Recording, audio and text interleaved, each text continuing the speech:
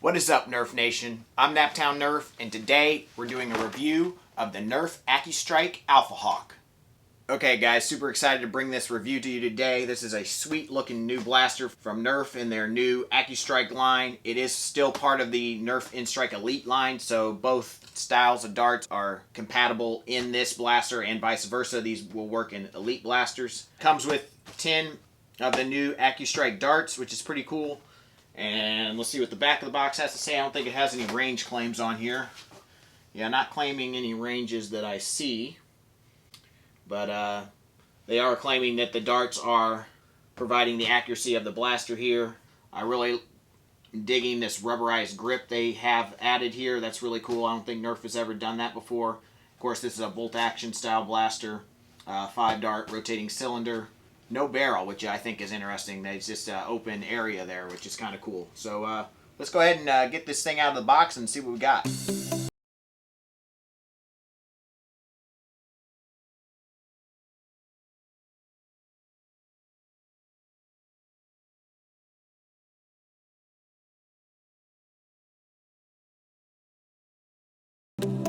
You get your blaster, you get 10 Accustrike darts, directions, and 2 tabs that connect into your blaster to prime the blaster. So I just wanted to give you guys a close-up look at the dart. If you haven't seen one of these yet, that's what it looks like. Okay guys, this thing is pretty sweet. I like this a lot more than I thought I would. It is really comfortable. The grip is just awesome. I give Nerf a lot of props for that. I mean, I really like this rubberized grip here, but just overall, it's just super comfortable. The thumb hole stock is plenty big. I mean, it doesn't interfere with my grip. This stock is great. It reminds me a lot of the Raven and the Centurion. So I think both of those are two awesome stocks. So I think they did a great job there. I really like the styling of it. I actually like these tabs a lot more than I thought I would. When I first saw this blaster, I thought these looked flimsy and they were going to break off, but they seem to be on there just fine. I mean, no concerns with them breaking off. I actually think it's going to be very difficult for me to get them off when I want to mod this thing, but other than that, I think they're pretty cool. I really like how I can just reach up here with my finger and pull it, and it returns with that return spring right back, and then you're able to fire. I think that's really cool. It's got some neat tactical rails on top and bottom here, so you can put like an optic up here or, you know, a bipod down there. A little forward for a foregrip, but I think this is where you kind of want to grip the blaster. That is the only thing I feel like it could have been a little bit better, is where you grip the blaster, but that's not bad. I don't really have that much of a problem with that. You do have a sling point down here on the bottom, and then you could probably also sling something around the stock there too.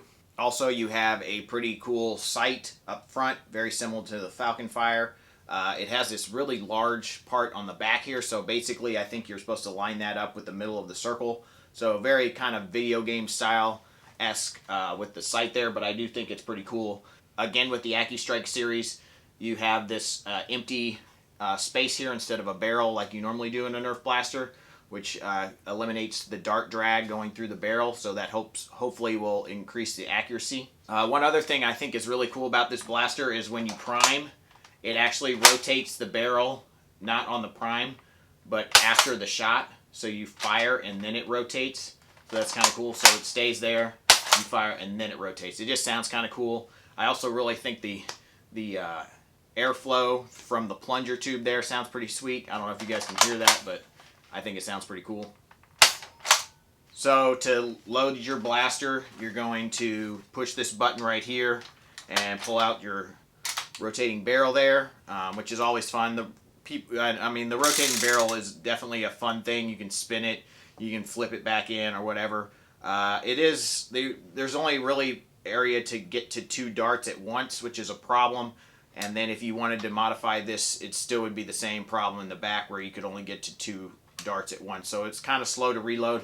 So this is definitely more for a fun around the house blaster more than a war practical blaster. I mean, it is basically a sidearm or a pistol trapped in a primary's body. That is like the major downside for me, but it's definitely a fun blaster, and I love a sniper style blaster, so I think it's kind of cool. I mean, it doesn't get much more fun than just popping this barrel out, spinning it and then flicking it back in. I mean, that's pretty sweet. And then the bolt action prime has always been one of my favorites in terms of the fun factor. I mean, it's just fun to prime like that and fire. I mean, that's just cool. Anyway, I really like this blaster. It's actually I like it a lot more than I thought I would. I mean, I really have not too many bad things to say about it, except for the fact that your capacity is super low, and it really just doesn't make sense for a war or HVZ kind of game. But that's okay. I mean, not all blasters need to fit that role, and it's definitely a really cool shell. So you could definitely, you know, if you're a modder, you can definitely take this shell and put a strife in there or whatever to make you happy and have that higher capacity.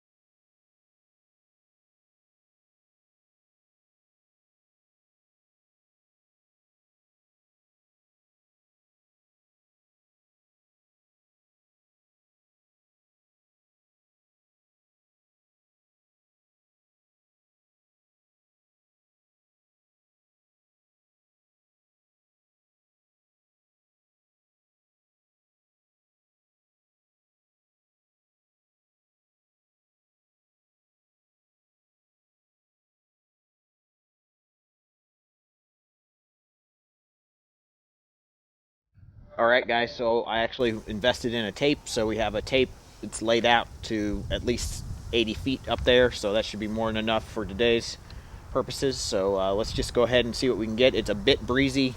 I'm hoping the house blocks it a little bit, but it is into our face some too, so hopefully that doesn't affect things too much.